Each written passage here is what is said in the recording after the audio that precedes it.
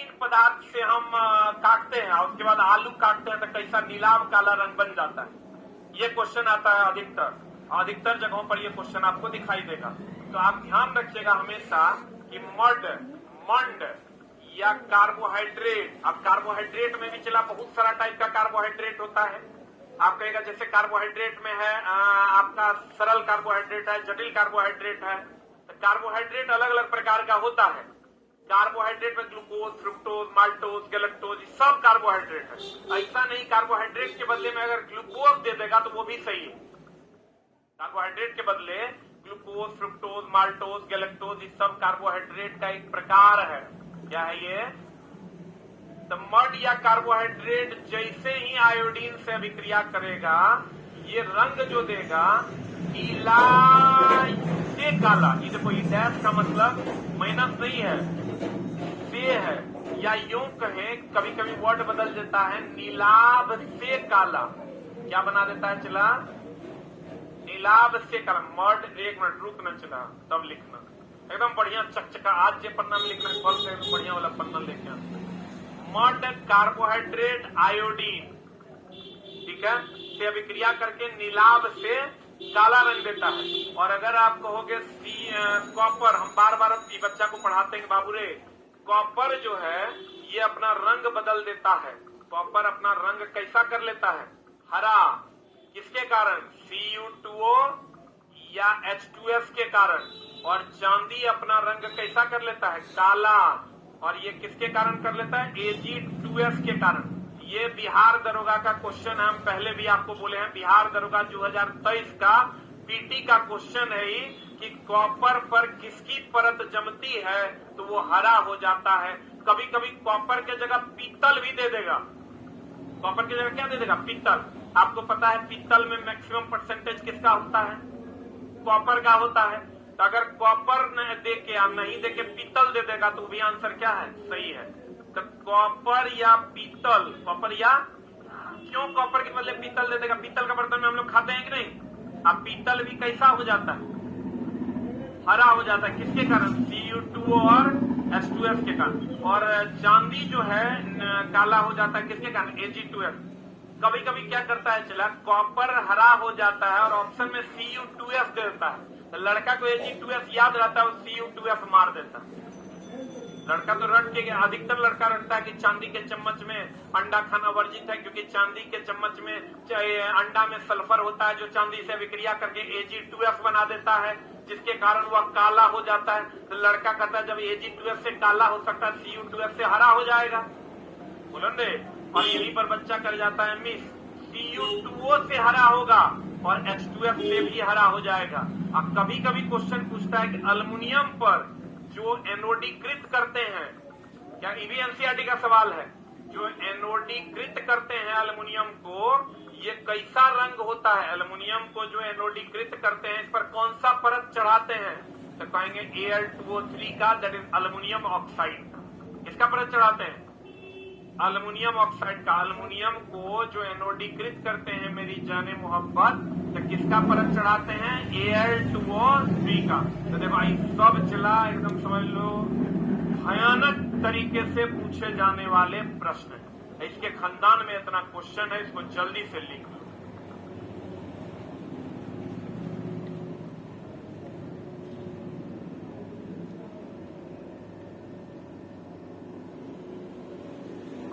Bihar electricity जिन बच्चों ने लिया है उनका कल से क्लास चलेगा 6 बजे से। नए बच्चों का 6 से 8 चलेगा नॉन टेक, 8 से नॉट ट्रेड। पुराने बच्चों का अभी सिर्फ 8 से नॉट ट्रेड चलेगा। 6 से 8 की जानकारी हम आपको अलग से देंगे। कल से ही स्टार्ट होना था लेकिन बिहार इलेक्ट्रिसिटी को एक दिन के लिए एक्सटेंड किया गया है। 12 तारीख से स्टार्ट होगा।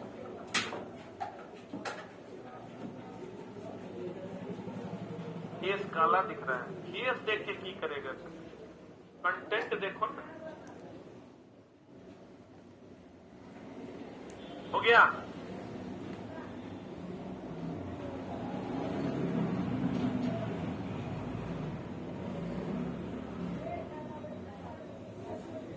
हो गया? जल्दी लिख। 1 नंबर करके 2 नंबर करके लिखते जाएगा। पीडीएफ टेलीग्राम पर भी डाल दिया गया है।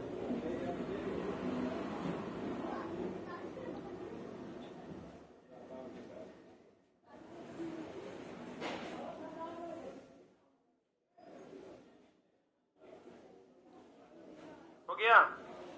ये पहला ऑब्जेक्टिव था आपका। दूसरा, पहला ऑनलाइन में प्रोटीन का परीक्षण CuSO4 से किया जाता है, जिसमें प्रोटीन का रंग कैसा हो जाता है, बैगनी। देखो चला प्रोटीन टेस्ट पूछने लगा है, क्वेश्चन ऐसा नया नया पूछता है, चला पता नहीं चलेगा चला पूछा क्या। प्रोटीन टेस्ट जो होता है ये किसके द्वारा करते हैं, कॉपर सल्फेट के द्वारा। अब बताओ कॉपर सल्फेट अम्लीय की क्षारीय है, ये ध्यान रखना। कॉपर सल्फेट जो होता है चिला, कॉपर सल्फेट होता है चिला अम्लीय।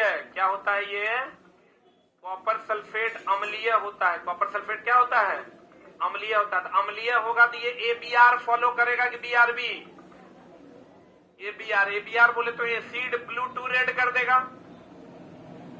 एसिड अम्ल जो है नीले को क्या कर देगा, लाल कर, ब्लू कर देगा। अम्ल नीले को लाल करेगा, एसिड ब्लू टू क्या कर देगा, रेड। क्लियर है। अब एक क्वेश्चन और हम लोग जानेंगे, हम चला वही बात पढ़ाएंगे जो तुम नहीं जानता है या तुमको बहुत थोड़ा थोड़ा आता है, और जो तुम ऑलरेडी जानता है उस पर हम लोग आगे बढ़ेंगे, ठीक है ना। तो कहते हैं कॉपर सल्फेट अम्लीय होता है और ABR की बात होती है, यानी अम्ल नीले लिटमस पत्र को क्या कर देगा, लाल। यहां पर कोई डाउट है। प्रोटीन टेस्ट तो होता है कॉपर सल्फेट से।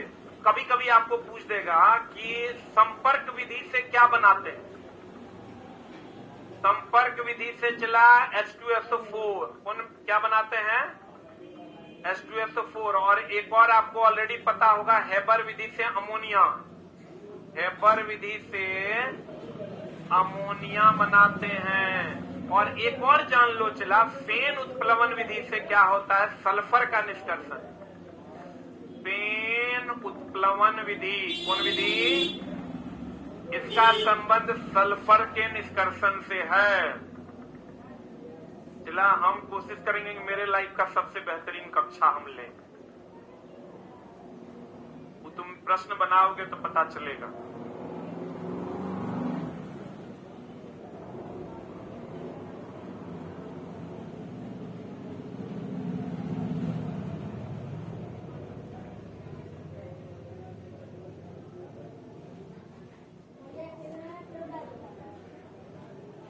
हो गया।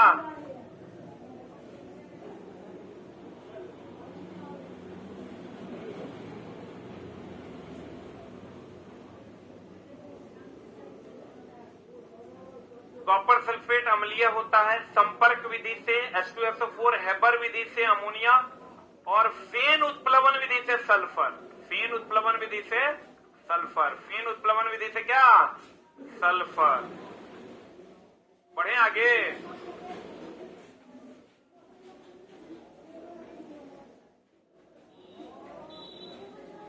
कहते हैं कार्बोहाइड्रेट को देखो ऊर्जा प्रदान करने वाला भोजन कहा जाता है। जैसे चला ये वो चीज और है, ये जो लाइन लिखल है ना, ये NCERT के एग्जैक्ट लाइन है, एग्जैक्ट यही बात वहां लिखल है, उठा के खाली पेस्ट है। जैसे क्वेश्चन हम लोग क्या पढ़ते हैं, देखो कार्बोहाइड्रेट क्या देता है, ऊर्जा। ये बात NCERT में नहीं है। NCERT में कार्बोहाइड्रेट को ऊर्जा प्रदान करने वाला भोजन कहा जाता है। तो आपको पता है ऊर्जा से संबंधित आपका जो लाइन है वो सबको पता होना चाहिए। नहीं पता है तो कार्बोहाइड्रेट, कार्बोहाइड्रेट क्या देता है, क्या देता है, ऊर्जा देता है। और उसके बाद अगर हम बात करें कार्बोहाइड्रेट क्या देता है, ऊर्जा। वसा अत्यधिक ऊर्जा देता है, या देखो अत्यधिक में अधिकतम ऊर्जा देता है। Everything is a copy of a copy. We need to begin again with fresh eyes. See life for what it could be. Creator tools and the power to do it all. Stand apart and be powerfully unique. PW Set is back. Physics वाला scholarship का admission test आ चुका है for class 8, 9, 10, 11, 12 या dropper. आप किसी भी class में हो, आप ये एग्जाम को दे सकते हो और अप टू 9। अधिकतम ऊर्जा कौन देता है, वसा। ऊर्जा खाली कौन देता है, कार्बोहाइड्रेट। ऊर्जा खाली कौन देता है, कार्बोहाइड्रेट। बीपीएससी के लिए साइंस पढ़ा दीजिए सर। अब 2 दिन में बीपीएससी का एग्जाम है रे, टीचर वाला।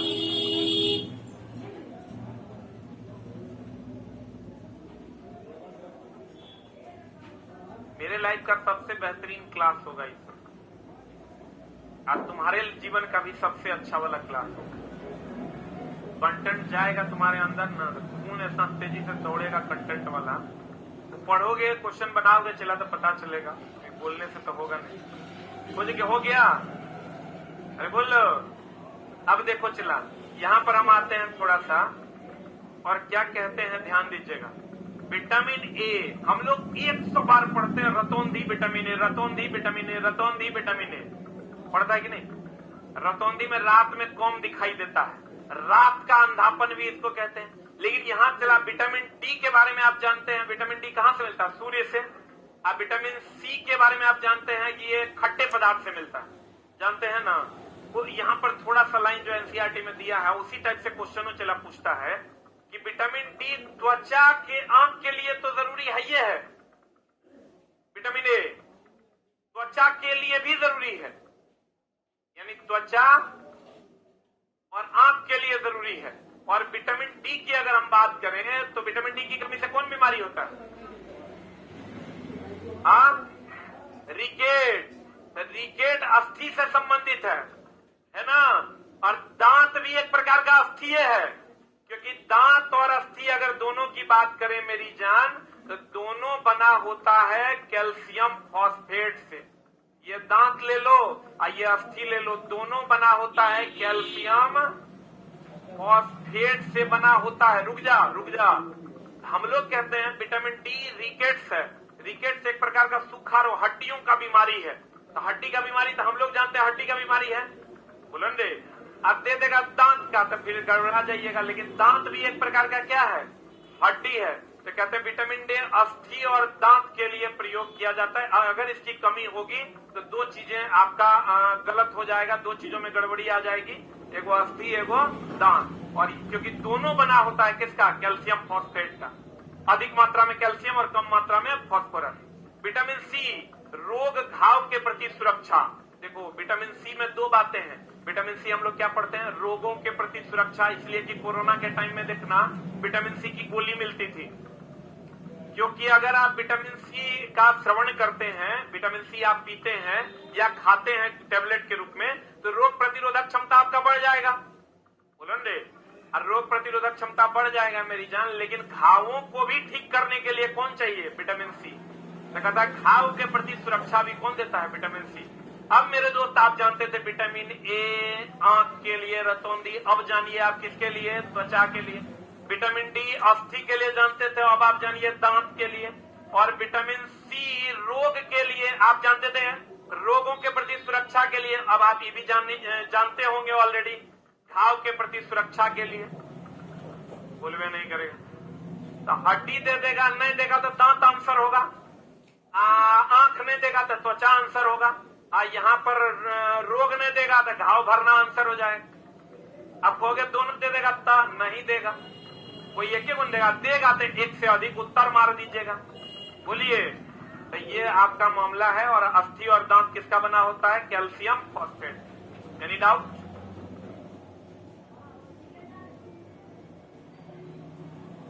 आगे बढ़े। आई सब तो नाम तो जानता होगा ना, vitamin A, retinol.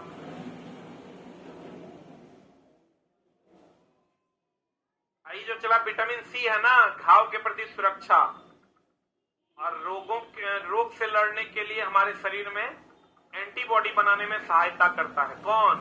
Vitamin C. बढ़े, बढ़ गया क्या? 5 नंबर कहता है भोजन को गर्म कर। अच्छा चला एक बात बताओ, जे तू जानता है ना उसको हम लोग इग्नोर करेंगे, वो तू पढ़ा हुआ है उस पर हम ज्यादा जोर नहीं देंगे। इस सबको पता है भोजन को धोएंगे बी या सी घुल के निकल जाएगा, तो नहीं जानत है जग में, तब जानत कि भैया धोएंगे ना तो बी और सी क्या हो जाएगा? निकल जाएगा। लेकिन आप जानिए कि भोजन को गर्म भी कीजिएगा तो विटामिन सी आसानी से नष्ट हो जाएगा, क्योंकि गर्म अगर आप भोजन को करते हैं तो मॉइस्चराइज होगा, मॉइस्चराइज होगा तो विटामिन सी आसानी से निकलेगा तो गर्म करने तो जल जाएगा। बोलते अभी तक आप ये जानते थे कि बी और सी को अगर, इसीलिए कहते हैं खट्टे फलों को काट कर नहीं धोना है, या सब्जियों को काट कर नहीं धोना है, पहले धोना है तब काटना है, न तो बी या सी पानी में घुल कर निकल जाएगा। लेकिन आज आप जानिए कि अगर आप पकाते हैं भोजन को, तो बी निकले ना निकले विटामिन सी आपका निकल लेगा। क्या करने से? पकाने से। आज जल के साथ घुलनशील कौन कौन है ये आप ऑलरेडी जानते हैं। जल के साथ घुलनशील कौन कौन है? बी और सी। जल के साथ घुलनशील कौन है? बी और सी। अब गर्म करने पर जो जल जाएगा, समाप्त हो जाएगा, वो कौन है? Vitamin C. समझ में आया? बोलन दे। ये बहुत बच्चों के लिए पढ़े भी होंगे, कुछ बच्चे नहीं भी पढ़े होंगे, तो आप दोनों बच्चे देख लीजिए कि जल में घुलनशील बी और सी। आप भोजन को गर्म करने पर जो नष्ट होगा वो विटामिन सी। क्लियर है? बोलो हाँ। आंसर। अब देखो रुक्षांश क्या होता है? रुक्षांश की अगर हम बात करें, चला देखो कभी कभी आप क्या कीजिए, चला इसबगोल वगैरह कभी पिए हैं। इसबगोल क्या है? चला वो लोग कहता कब्ज वगैरह है ना, तो इसबगोल पी लो। अब पेट गर्म हो गया, इसबगोल पी लो। इसबगोल एक प्रकार का फाइबर है। क्या है वो? अगर आप फाइब्रिक फूड खाते हैं तो आपका पाचन थोड़ा सा लेट से होगा, लेकिन बहुत सारी चीजों को ठीक कर देगा वो। तो रुक्षांश हिंदी वर्ड है, इसका इंग्लिश वर्ड होता है चला फाइबर। क्या होता है? कहता फाइबर का एक मुख्य स्रोत। एक मिनट होल्ड ऑन। हम लोग अभी तक क्या जानते हैं कि फाइबर जो होता है वो हरे पेड़ पौधों में पाया जाता है। जैसे आप साग समझ रहे हैं, ये सब खाइएगा तो उसमें फाइब्रिक फूड है वो। जैसे आप ये खाइए, क्या बोलते हैं उसको, अभी जो मिलता है यार रोड पे, अरे संतरा में भी फाइबर पाया जाता है। लेकिन आप ये जानिए चला इसका मुख्य स्रोत साबुत अनाज है। साबुत अनाज समझते हैं? दाल है, आलू है और ताजा फल है। लेकिन आप कहते हैं, हम लोग क्या कहते हैं, दाल में प्रोटीन सबसे अधिक मात्रा में पाया जाता है। एक मिनट। लेकिन अगर हम फाइबर की बात करें तो फाइबर दाल में भी है। वो अलग बात है कि इसमें सबसे अधिक क्या है? प्रोटीन है। अगर हम साबुत अनाज कहें, साबुत अनाज जैसे चावल खाते हैं या अन्य चीजें, मकई खाते हैं आप, ये सब में भी फाइबर है। आलू में भी है और ताजा फल में भी पाया जाता है। सबसे अधिक अगर कहेगा कहाँ पाया जाता है, तो ताजा फल में फाइबर पाया जाता है। सबसे अधिक अगर कह देगा, सबसे अधिक कह देगा तो लिख लो कहां पर? फल में। सबसे अधिक कहां पाया जाता है? फल में। अब चला इससे भी ज्यादा फाइबर पाया जाता है शैवाल में। लेकिन क्या हम लोग शैवाल खाते हैं? हम लोग शैवाल नहीं खाते हैं।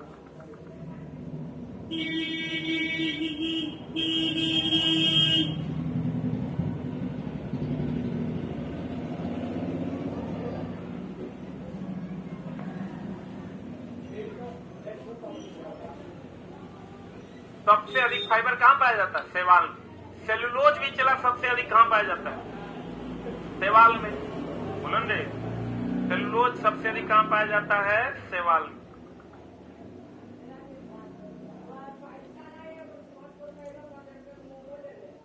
चलते हैं चला अगले प्रश्न की ओर। कहता है वह पदार्थ जिसे आसानी से संपीड़ित खरोंचा जा सकता है, कोमल पदार्थ तथा इसका उल्टा कठोर पदार्थ। अब देखो तीन प्रकार का पदार्थ है, एक कोमल पदार्थ है, एक कठोर पदार्थ है।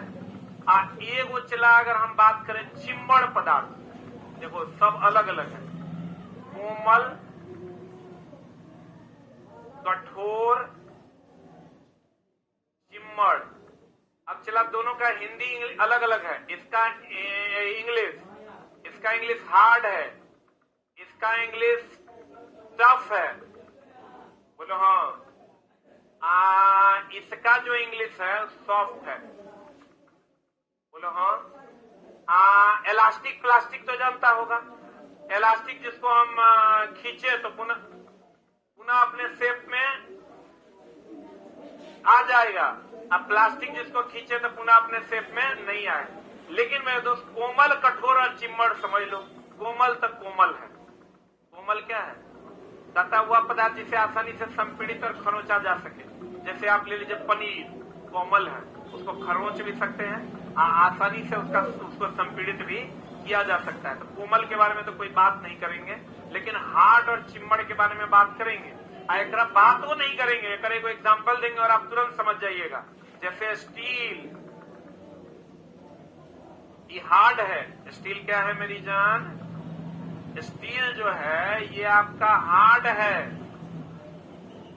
स्टील क्या है? हार्ड है। और प्लास्टिक का कुर्सी जो है, प्लास्टिक का जो कुर्सी है ये चिम्मड़ है। आप कहेगा समझे नहीं गुरुजी, आप बढ़िया से समझ लीजिए।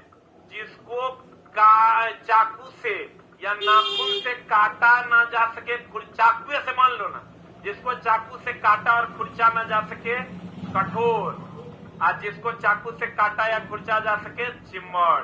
बताओ आप प्लास्टिक का कुर्सी को चाकू से काट सकते हैं, नाखून से खुरच सकते हैं, तो ये हो गया चिम्मड़। आज जरा काट खुरच नहीं सकते हो क्या है? कठोर। स्टील कठोर है कि चिम्मड़? आप प्लास्टिक की कुर्सी कठोर है कि चिम्मड़? क्या है? रबर कठोर है कि चिम्मड़? चिम्मड़ न है, बोलवे नहीं करे तो लिख लो जल्दी से।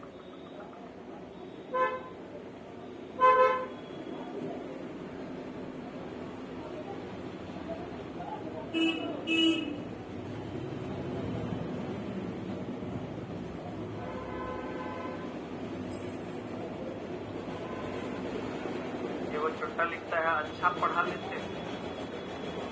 बताओ इतना बदतमीज बच्चा सब है। देखो चलो अब हम लोग आते हैं कांच, जल, वायु, कुछ प्लास्टिक पारदर्शी पदार्थ। ध्यान से समझना, यहां लगल है कुछ प्लास्टिक। यही कथन निष्कर्ष वाला क्वेश्चन दे देगा, फिर तुम्हारा हालत हो जाएगा खराब। सब प्लास्टिक पारदर्शी नहीं है। जैसे तुम कुर्सी ले लो तो भी तो प्लास्टिक है, लेकिन सभी प्लास्टिक पारदर्शी नहीं है। तो फिर वही देगा सभी अयस्क खनिज हैं, लेकिन सभी खनिज अयस्क नहीं है। तो देगा सभी प्लास्टिक पारदर्शी है और कुछ प्लास्टिक पारदर्शी नहीं है। तो तू ये जान लो कि सब प्लास्टिक पारदर्शी है क्या? इस मामले में हम लोग 3 बात पढ़ते हैं हमेशा। एगो पढ़ते हैं चला ट्रांसपेरेंट, पढ़े ना? एगो पढ़ते हैं ट्रांसपेरेंट, एगो पढ़ते हैं चला ट्रांसलूसेंट, एगो पढ़ते हैं हम लोग ओपैक। बोलो हाँ। ट्रांसपेरेंट कहते हैं आर पार दिखेगा, आर पार दिखेगा। इसको क्या कहते हैं? ट्रांसपेरेंट। ऐसे भी नहीं हम लोग कहते हैं बड़ा ट्रांसपेरेंट है, मतलब आर पार क्या हो रहा है? दिख रहा। ट्रांसलूसेंट का मतलब पारदर्शी के अपारदर्शी। हाँ, इसको कहते हैं अर्ध पारदर्शी। क्या कहते हैं इसको? देखो चला एक एग्जाम्पल पूछता है। एगो थीन पेपर जान रहे हो? आप सूती कपड़ा देख रहे हो, ये क्या है? अर्ध पारदर्शी। एगो होता है चला ओपैक। क्या होता है? ओपैक। तीसरा होता है ओपैक। ओपैक बोले तो अपारदर्शी। अपारदर्शी। अपारदर्शी में बताओ स्टील क्या है? अपारदर्शी है। लोहा क्या है? अल्युमिनियम क्या है? रुक रुक रुक, आइए 1 मिनट होल्ड डाउन। कहते हैं ट्रांसपेरेंट। पेरेंट लिखा गया है। ट्रांसपेरेंट। ट्रांसपेरेंट बढ़िया समझना चला। ट्रांसपेरेंट। ट्रांसपेरेंट। अब देखो इसको याद ऐसे रखना चला, ये गड़बड़ा जाता है बच्चा। ट्रांसपेरेंट का मतलब है कि ऐसे भी हम लोग कहते हैं बड़ी ट्रांसपेरेंट, मतलब आर पार दिख रहा है। बोलो हाँ। एकरा में कोई झोल है? अब ये दोनों तुम्हारे एग्जाम हॉल में उल्टा पलटी हो जाएगा, ओपैक और ट्रांसलूसेंट। एगो बात बताओ, हम लोग कहते हैं ट्रांसजेंडर। ट्रांसपेरेंट याद है ना? अब ट्रांसलूसेंट और ओपैक में गड़बड़ी होगा। ट्रांसजेंडर। ट्रांसजेंडर मतलब बीच वाला, किन्नर बोलते हैं ना। तो ट्रांसजेंडर मतलब बीच। एगो पारदर्शी जो आर पार दिखेगा, एगो अपारदर्शी जो आर पार नहीं दिखेगा। बोलो ना रे। अब तुम इसको ऐसे भी याद कर सकता है चला कि अपारदर्शी ओपैक, अपारदर्शी ओपैक। और ट्रांस से मतलब बीच वाला, आधा मेल और आधा फीमेल, मतलब आधा मेल आधा फीमेल, आधा आधा होगा तो अर्ध पारदर्शी होगा। बोलवे नहीं करेगा। ट्रांसपेरेंट आर पार, ट्रांसलूसेंट अर्ध आर पार, आधा पार आधा नहीं पार। और ओपैक बोले तो ओपैक अपारदर्शी, ओपैक अपारदर्शी, ओपैक अपारदर्शी। लिख लिया। एक मिनट, अगर तुमको पूछेगा थीन पेपर, क्या पूछेगा? थीन पेपर पूछ देगा। आर पार थोड़ा बहुत दिखता है कि नहीं? सूती कपड़ा अर्ध है कि अपारदर्शी? जल्दी से लिख लो।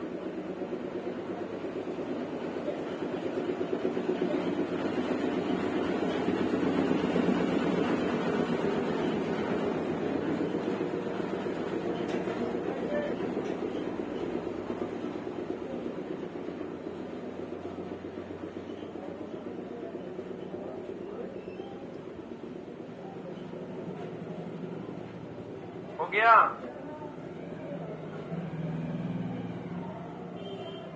अरे लिख लिए? नंबर दे दे के लिख रहा है। चला व्हाइट पेज में लिखो एकदम चक। आगे बढ़े। अगला बात ये देखो, कपास देख लो। चला यही कपास है। एकरे से तुम्हारे एग्जाम में क्वेश्चन बन जाएगा। फिगर देख के कपास की प्राप्ति क्या हुआ उसको? हाँ, चक्कर आ रहा है। कपास की प्राप्ति, कपास की प्राप्ति किससे होती है? ये चला कपास मतलब रुइया समझ रहा है। इसकी प्राप्ति किससे होती है? फूल से। हमेशा ध्यान रखना, रबर जो है ये रबर प्राप्त होता है आइसोप्रीन से। किससे प्राप्त होता है? चला रबर आइसोप्रीन नामक बहुलक से प्राप्त होता है। और चला रेशा दो प्रकार का होता है, ये ध्यान रखना। एक होता है प्राकृतिक रेशा, इस पर भी बहुत सारे प्रश्न पूछे जाते हैं। एक होता है चला प्राकृतिक रेशा, और एक होता है कृत्रिम रेशा। प्राकृतिक रेशा की अगर हम बात करें तो इसमें क्या क्या आ जाएगा तुम्हारा? देखो, रबर अगर खाली रबर है तो प्राकृतिक है, और संश्लिष्ट रबर है तो कृत्रिम है। इसका मतलब उसमें सल्फर मिला दिया गया है। बोलो हाँ। रबर आ गया, कपास आ गया, बोलो दे। और कौन आ गया? जूट। जूट जानते हो? और कौन आ गया? पटसन। जूट पटसन एक है। चला जूट लिख लो। उसके बाद और बोलो रेशम। रेशम जो है ये सब क्या है? प्राकृतिक। कृत्रिम में आ जाओ। पहला कृत्रिम रेशा जो है नायलॉन है। उसके बाद कौन है? पॉलिस्टर है। कौन है? चला नायलॉन के बाद क्या है? पॉलिस्टर। कौन है? पॉलिस्टर। इसके बाद है रेयॉन। क्या है? रेयॉन। कृत्रिम रेशा है। जल्दी से लिख लो।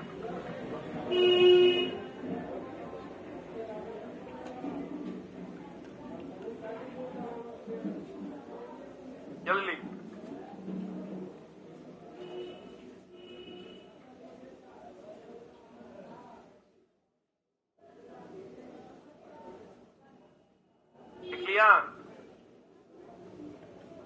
रबर की अगर हम बात करें तो रबर कहां से मिलता है? आइसोप्रीन से। और कपास कहां से मिलता है? रुई से। कपास की प्राप्ति पौधों के फूल से होती है। कपास की प्राप्ति कहां से होती है?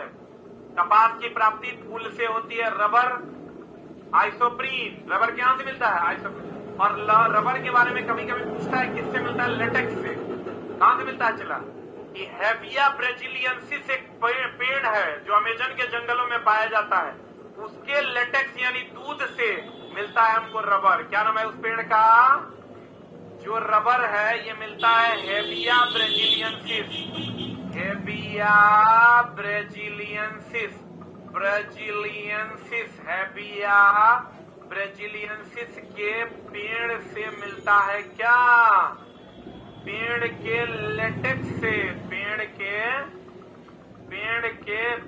के लेटेक्स यानी दूध से। पेड़ के लेटेक्स यानी किससे? दूध से मिलता है। क्या क्या मिलता है दोस्त? रबर। हेविया ब्राजीलियंसिस के पेड़ के दूध यानी लेटेक्स से प्राप्त होता है। हिबिया ने चला हेविया। हेविया ब्राजीलियंसिस। और ये पेड़ कहाँ पाया जाता है? अमेजन के जंगलों में पाया जाता है। ये वो लिखता है, मेरा तारीफ करो न तो लाइव बंद कर देंगे। लिखता है सर आप पढ़ाते हैं दिल गार्डन गार्डन हो जाता है। चला मेरा तारीफ नहीं करेगा तो फिर हम एकदम लाइव भी बंद कर देंगे, पैसा लेके पढ़ाएंगे। छोटा सा अटपट लिखेगा। अभी देखो वो लिख रहा है, गुड़िया तुम रोज काहे नहीं आती है पढ़ने। अब मान लो कि गुड़िया आ भी जाएगी पढ़ने तो उससे तुम उसका कमेंट्स ही तो देख पाओगे। आप देखो ये हो गया, अरे हुआ, इधर आ जाओ, इधर इधर इसको मिटाएं। कौन सा पेड़ से? हैबिया ब्राजीलियंसिस के लेटेक्स से। किससे? लेटेक्स से। आइसोप्रीन। आप कह देगा चला रबर एक प्राकृतिक बहुलक है, लेकिन अगर कह देगा संश्लिष्ट रबर, तो संश्लिष्ट का मतलब एक कृत्रिम होता है। आ जाओ इधर। कहते हैं मेरी जान, सूखे पौधों को की डंडियों को आसानी से अलग करना क्या कहलाता है? थ्रेशिंग। ये चला सबको पता होगा, किसान के बच्चे हम लोग के लिए तो नॉर्मल बात। सूखे पौधों की डंडियों से अनाज को अलग करना सब थ्रेशरिंग जानता है।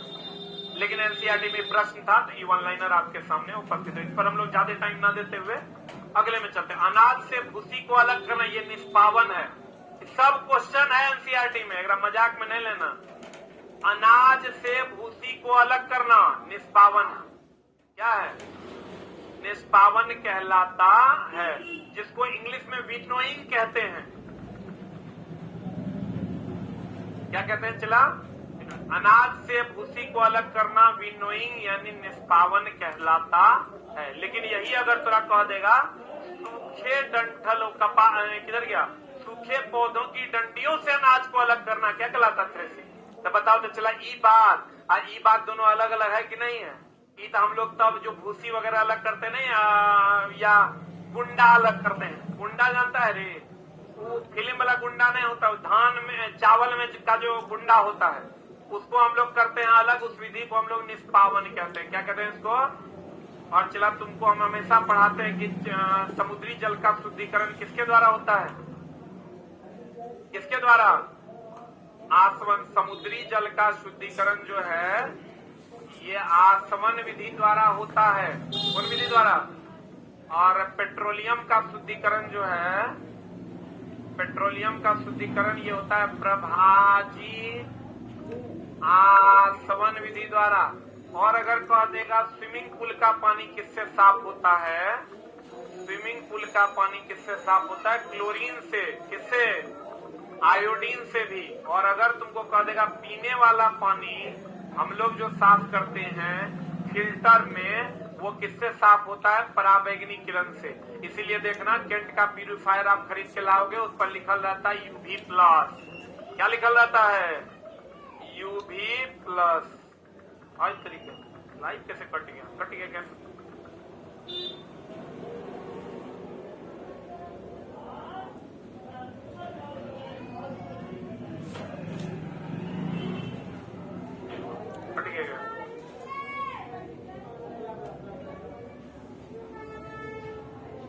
अरे ऊपर आओ, लाइट कट गया। ऊपर आओ, ऊपर जो तो कट गया क्या? चल रहा है प्रचार भी आता है लाइवों में।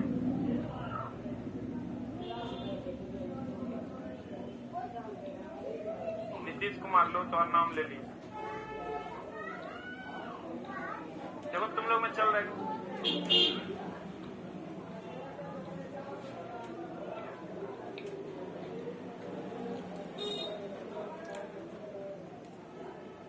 हो गया। चला देखो नेट वेट जाएगा फिर उड़ा जाएगा। समुद्री जल जो है ये आसवन विधि द्वारा, पेट्रोलियम का शुद्धिकरण प्रभाजी आसवन। स्विमिंग पूल का पानी Cl2 या आयोडीन और की गोली डाल देते हैं। बाढ़ का पानी भी चला, ये लिख लो बाढ़ का पानी, बाढ़ का पानी किसके द्वारा? क्लोरीन। पीले वाला पानी, इसीलिए देखना केंट के प्यूरिफायर पे लिखा रहता है UV plus, 1 plus, UV plus. पीने वाला पानी पराबैंगनी किरण से साफ होता है। स्विमिंग पूल का पानी क्लोरीन से या आयोडीन से, या क्लोरीन से कौन सा पानी? बाढ़ का पानी। बाढ़ के पानी को शुद्ध किया जाता है। पेट्रोलियम का शुद्धिकरण प्रभाजी आसवन, और समुद्री जल का शुद्धिकरण आसवन। सही है। अगला प्रश्न में चलते हैं चिला जी। अगला प्रश्न आपके स्क्रीन पर ये रहा, मिश्रण के नीचे तली में बैठा अवक्षेप। हम पहले भी बोले थे, चला अवक्षेप का कुछ गुण लिख लो। अवक्षेप हम एनसीईआरटी का सवाल है कि अवक्षेप जो है पानी में अघुलनशील होता है। पानी में अघुलनशील है कौन? अवक्षेप। अवक्षेप लिख के डाल दो, लिखो पानी में अघुलनशील।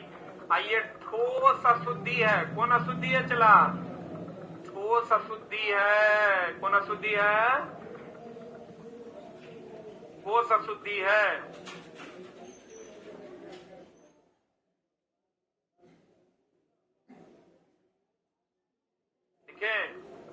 कौन अशुद्धि है?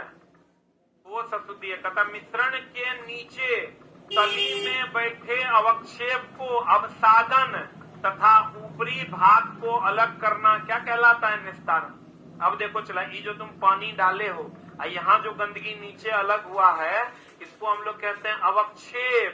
ये जो ऊपर वाला मटेरियल है, इसको हम लोग कहते हैं निस्तारण। कहते हैं मिश्रण के नीचे तली में बैठे अवक्षेप को अवसादन, यानी इसको अवसादन कहते हैं। ये जो अवक्षेप है इसको हम लोग क्या कहते हैं? चला, ये जो अवक्षेप है इसको हम लोग अवसादन तथा ऊपरी भाग को अलग करना क्या कहलाता है? निस्तारण। या अलग करने की विधि को क्या कहते हैं? निस्तारण। क्या कहते हैं? निस्तारण कहते हैं।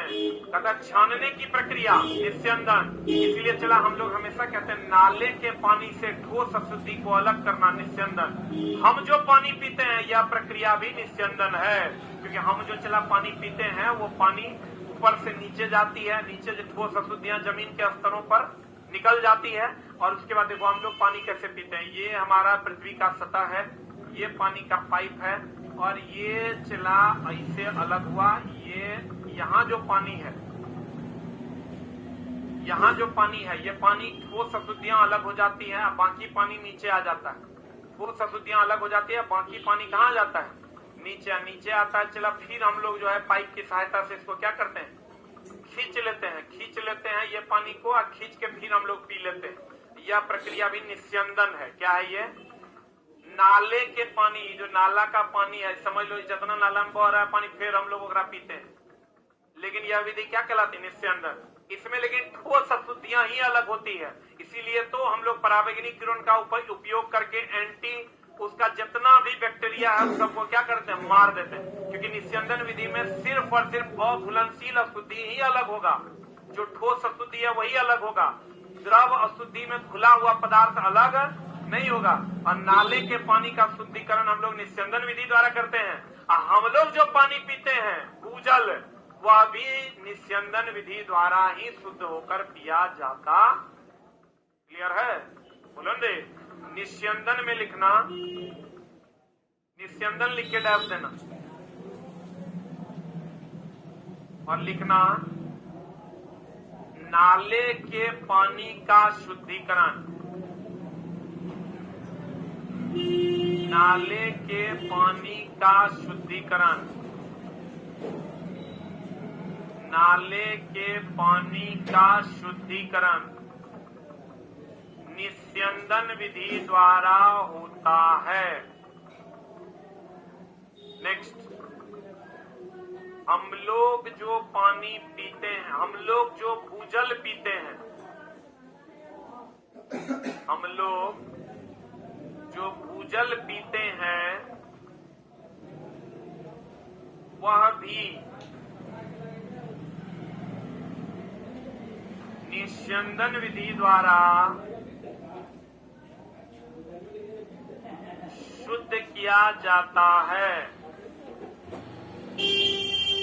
हम लोग जो भूजल पीते हैं कौन विधि द्वारा चला? निस्यंदन निस्यंदन विधि द्वारा क्या किया जाता है? शुद्ध किया जाता है। या हम लोग ऐसे कह सकते हैं, निस्यंदन बोले तो नाला का पानी, हम तो ऐसे ही याद रखें चला, निस्यंदन बोले तो नाला का पानी, और निस्यंदन बोले तो भूजल का शुद्धिकरण, भूजल जो हम लोग डायरेक्ट पीते हैं वो। और निस्यंदन में ठोस अशुद्धि अलग होता है, ये बात भी लिख लो। निस्यंदन में कौन अशुद्धि अलग होता है? ठोस अशुद्धि अलग होता है। निस्यंदन की अगर हम बात करें चला, इसमें ठोस अशुद्धि जो है वो अलग हो जाता है। निस्यंदन में ठोस अशुद्धि अलग होता, निस्यंदन में ठोस अशुद्धि अलग होता। निस्यंदन में कौन अशुद्धि अलग होता है? ठोस अशुद्धि अलग होता है।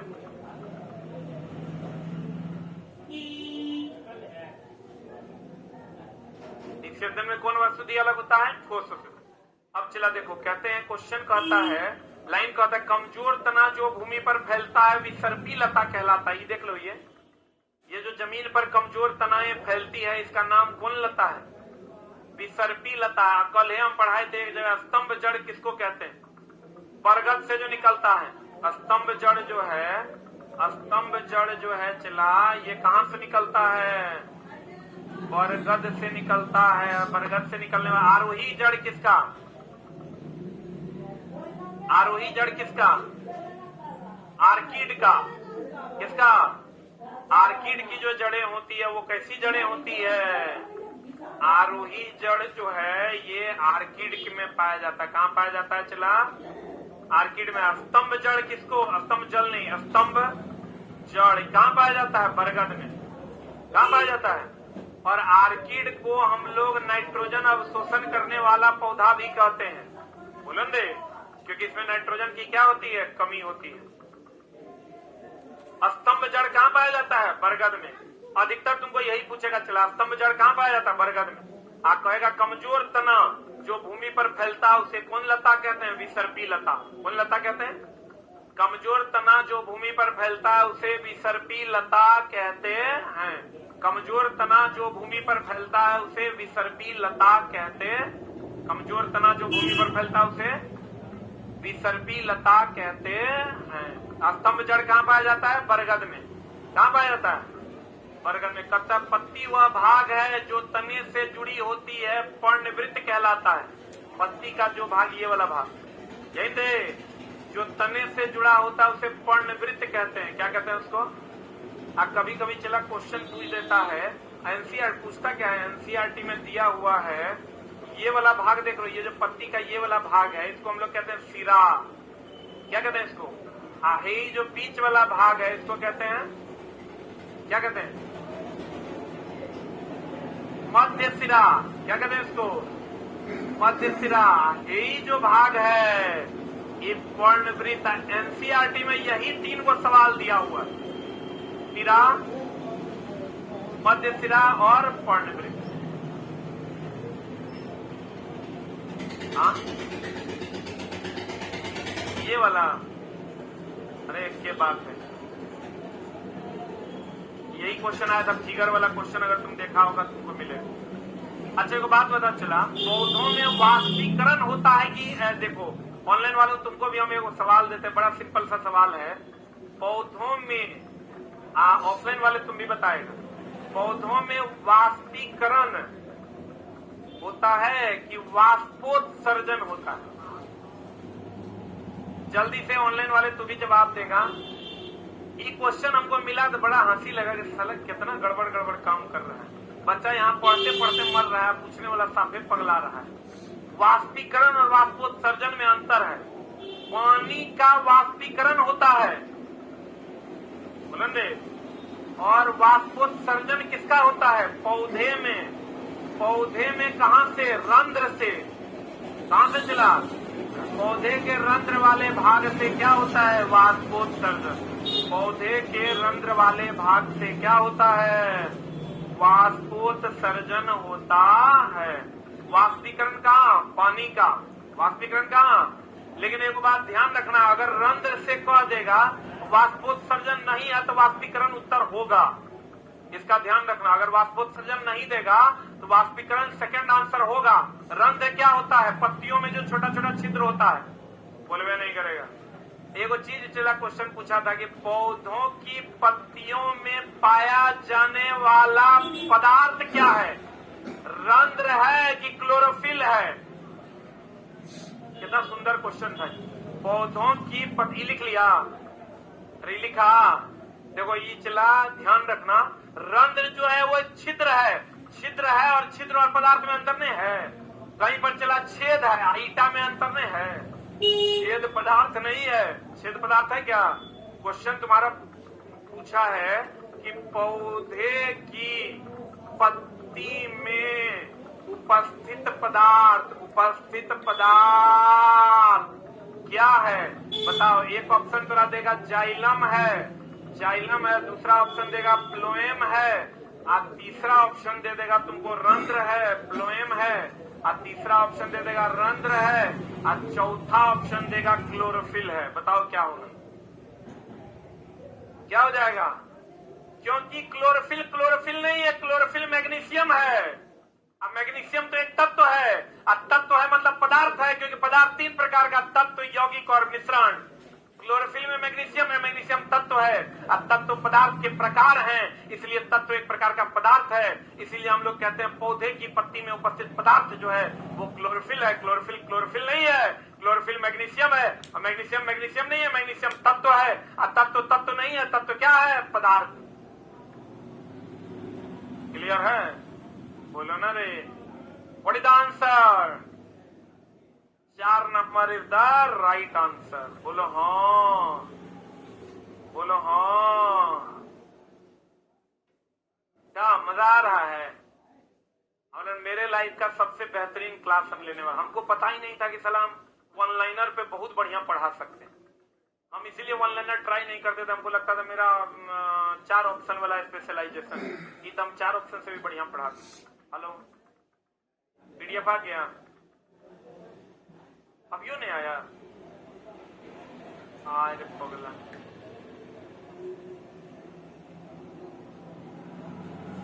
बाप रे, चला रही 3 बजे से बोल रहा है 5 मिनट। अब तुरा लगेगा गुरुजी आपके झूठ बोल रहे हैं। हेलो हेलो, सागर जी क्या हुआ? सागर जी पक्का आ रहे हैं कि झूठ बोल रहे हैं? कितना देर में आ जाइए? 10 मिनट हम आ जाए। ये तो सागर जी 3 बजे से ही मामला चल रहा है।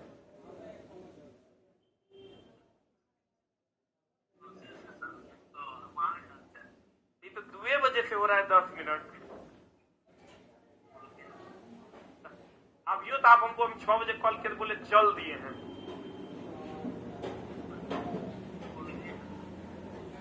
अच्छा कोई बात नहीं, सुनिए ना, नहीं होगा तो आज बोल देते बच्चा को कल से मिलेगा, कोई दिक्कत नहीं, आप करवा लीजिए। अभी तो बच्चा को छोड़ रहे हैं हम ना, तो आज नहीं है मिलेगा, हम कल से बोलेंगे। आप करवा ही लीजिए, कल 12 बजे के बाद दीजिए।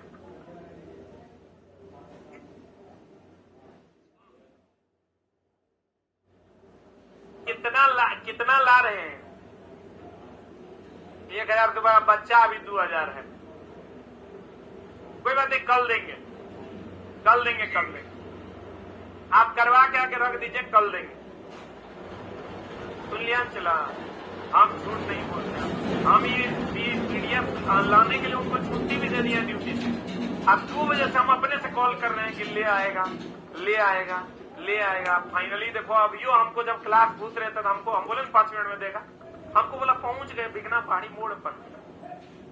हाय रे बा, ये देखो चला, कोई बात नहीं। चला, आज तो हम लोग पढ़ ही लिए ना, लेकिन कल जो है हम लोग जब लेंगे पीडीएफ आपको 12 बजे 2 बजे के बाद मिलेगा। 2 बजे के बाद अगर आया होगा 2 बजे के बाद उपलब्ध मिल जाएगा। और साइंस टेस्ट में जिन बच्चों का एडमिशन है उनको लेना नहीं है, कल आप यहाँ आइएगा तब तो क्लास में बंटवा देंगे, ठीक है ना?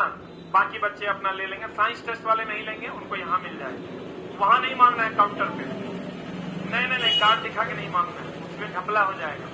जो बच्चा कार्ड के साथ एंट्री करेगा उसको मिल जाएगा। तो इधर आते हैं हम लोग। पौधों की पत्तियों में उपस्थित पदार्थ कौन है? क्लोरोफिल। अब चला कहता देखो है, ये देखो आया।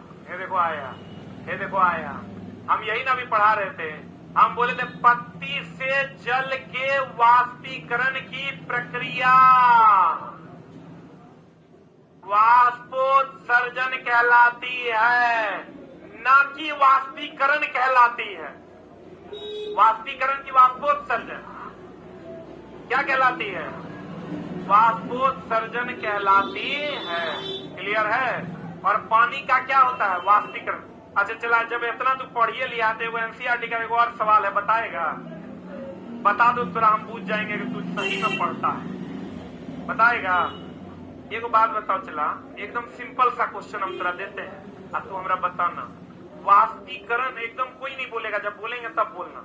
वाष्पीकरण जो है पहला उष्मा क्षेपी है, कोई नहीं बोलेगा। दूसरा ऑनलाइन वालों तू लोग भी बोलेगा रुक रुक रुक रुक रुक रुक रुक रुक रुक हम बताते हैं। वो बात है ग्राम में, जैसे ही क्वेश्चन चला रट्टा नहीं मारना, सोचना है। Think about the question. ये सोचो, ये जो सिस्टम है वाष्पीकरण, ये उष्मा ले रहा है कि हमरा दे रहा है? रुक रुक रुक ना। चला हम एक और दूसरा एग्जांपल एक्सप्लेन कर देते हैं, तुमको बढ़िया समझो ना। जैसे हम लोग जो कहते हैं वाष्पीकरण, हमको ये याद कर रहे, देखो पानी है, रट्टा मारोगे चला तो उसमें छेपी सोसी हो जाएगा, सोसी छेपी हो जाएगा। हम ये याद करेंगे कि वाष्पीकरण है उष्मा लेगा। क्या करेगा? उष्मा लेगा। तो लेगा तब ना पानी गर्म होगा तो वाष्प बनेगा। क्लियर है? अब आ जाओ ऊर्ध्वपातन पे, हंसना नहीं। ऊर्ध्वपातन हमको पता है ठोस से गैस में बदलता है। ठोस से किसमें बदलता है? गैस में। ठोस से अगर ये ऊर्ध्वपातन विधि है, और ठोस से किसमें बदल जाता है? चला ठोस से किसमें बदल जाता है?